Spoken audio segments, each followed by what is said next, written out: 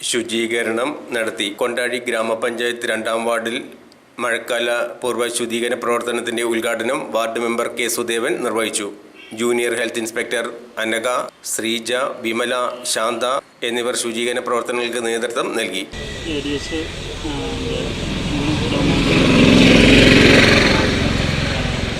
ആരോഗ്യ പ്രവർത്തകർ, ഹരിതകർമ്മ സേനാംഗങ്ങൾ ഇന്ന് മഴക്കാലക്കെടുതിയുമായി ശുചീകരണ പ്രവർത്തനങ്ങൾ 2-ാം വാർഡിൽ തുടങ്ങുകയാണ്.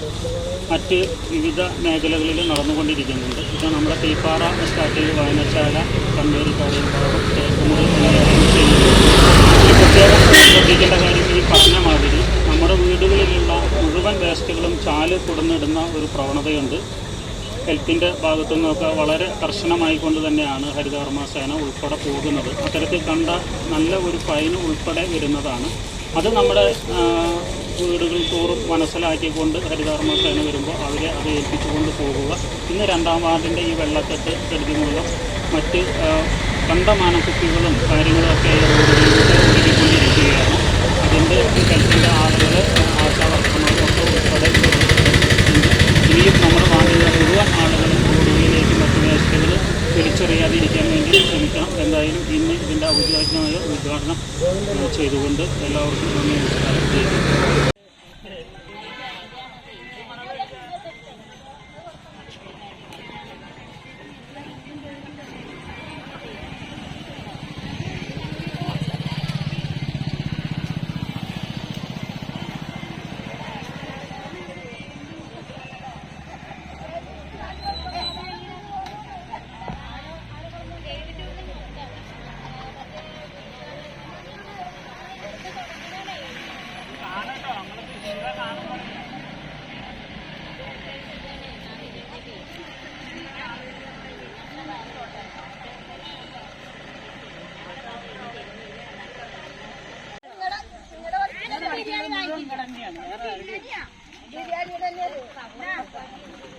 ബിരിയാണി കഴിക്കില്ലേ?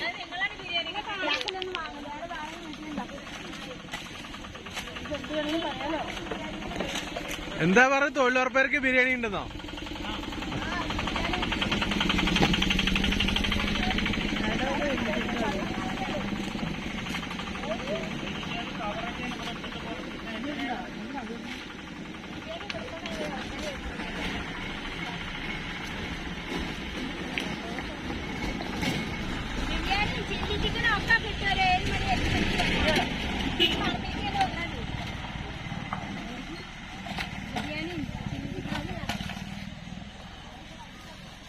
എന്താ പറയണ?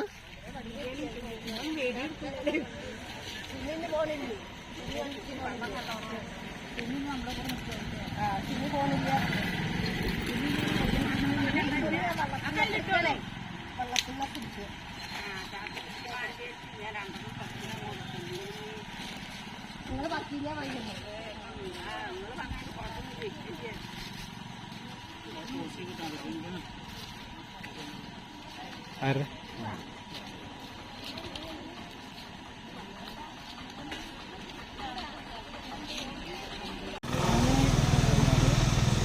വേസ്റ്റിങ്ങനെ അഗ്നി വിടാൻ തുടങ്ങിയത്. അപ്പോൾ നമ്മുടെ എന്താ പറയുക, നമ്മുടെ വീടുകളിൽ നിന്ന് തുടങ്ങണം.